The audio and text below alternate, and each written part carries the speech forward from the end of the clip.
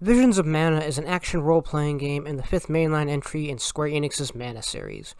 Released on August 29th, 2024, Visions of Mana is presently available on PS4, PS5, Xbox Series X and S, and Windows PC. The game utilizes Unreal Engine 4, offering both performance and quality modes on consoles, with the quality mode supporting 4K resolution at 60 FPS. I'm playing this on performance mode on my PS5. As a fan of the Mana series and action RPGs, Visions of Mana piqued my interest with its promise of a vibrant world, engaging combat, and a return to the series' roots. The involvement of series veterans and it being yet another Mana entry captivated me. I played through the PS Vita remake of Adventures of Mana and the PS4 versions of Secret, Trials, and Legends of Mana. I expected a rich, colorful world and a compelling combat system. However, this is not a review. This is a journey. This is the Quartermuncher experience.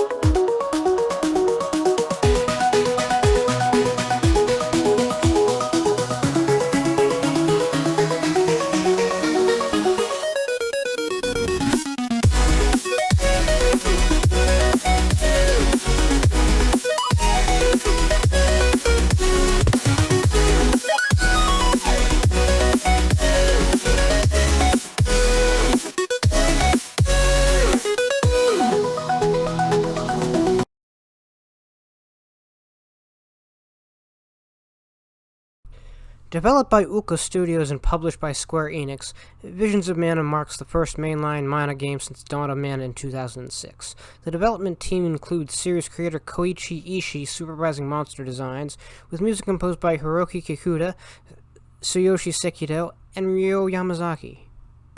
Visions of Mana is set in a world where elemental spirits and the Mana Tree are central to life. The story follows Val, a soul guard from the fire village Tiana. His journey begins when his childhood friend Hina is chosen by a fairy to undertake a pilgrimage to the Mana Tree, a tradition that occurs every 4 years. She is the Alm of Fire, meant to be sacrificed to the Mana Tree. As Val accompanies her on the pilgrimage, joining you are the other Alms, Karina, Morley, Palomena, and Julie.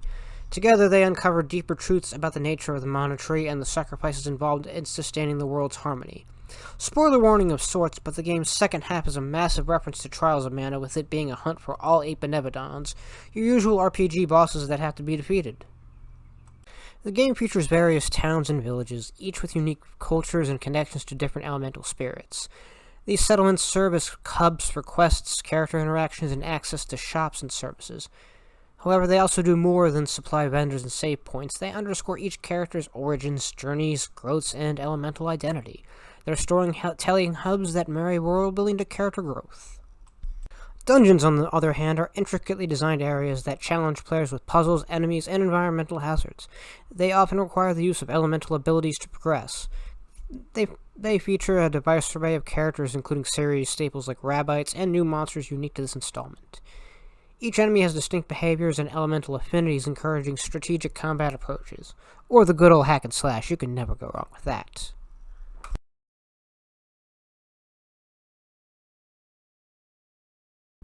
Visions of Mana offers real-time combat with a party of up to 3 characters, open-ended exploration, and a class system that allows for character customization based on elemental affinities. Players can switch between characters seamlessly, utilizing a combination of physical attacks, elemental magic, and special abilities. Exploration is encouraged through open-world areas filled with secrets, collectibles, and side quests. Combat involves exploiting enemy weaknesses through elemental attacks and managing a party's diverse skill sets as well as items.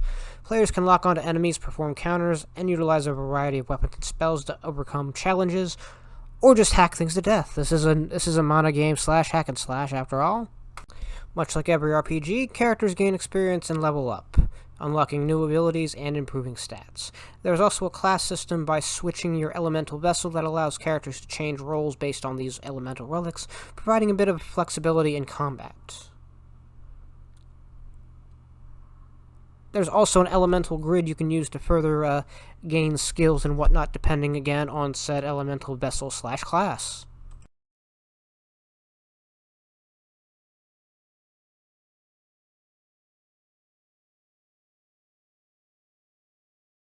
The game boasts a vibrant anime-inspired art style with lush environments and detailed character models.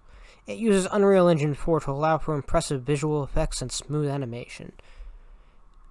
Menus and interfaces are clean, intuitive, and easy to use, with a design that complements the game's aesthetic.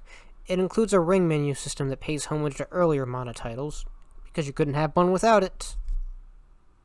The soundtrack, meanwhile, is composed by series veterans. It blends nostalgic memories with new compositions that enhance the game's atmosphere. Some tracks stand out, such as some boss fights that, really get you going, but for the most part, the soundtrack is serviceable but lacks memorability. The game has voice acting in both English and Japanese, which bring characters to life and add emotional weight to the narrative and scenes. It does all this while running smoothly across platforms with options for performance and quality. The game maintains a stable frame rate, and personally speaking, I have not had any technical issues with the game.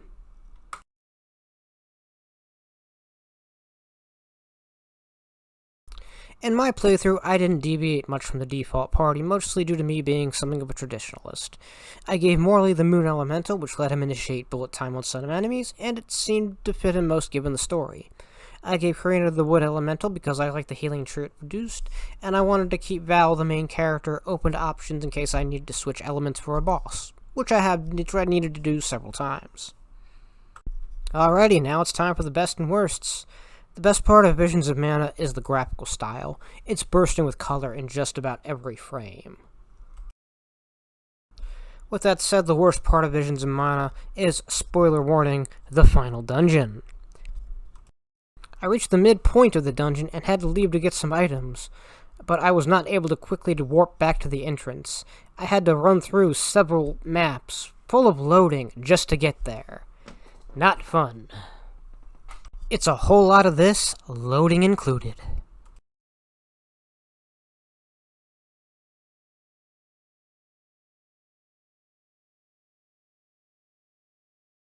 Alright, now it's time for By the Numbers. Visions of Mana took me about 25 hours, which was one quest with 5 to 6 alms.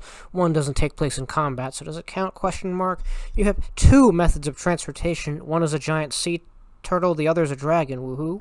I used them to travel and kill 8 Benebodons until defeated, and altogether this makes 5 mana games in total munched. Alright, well I'll see you all next time on the Quartermuncher Experience.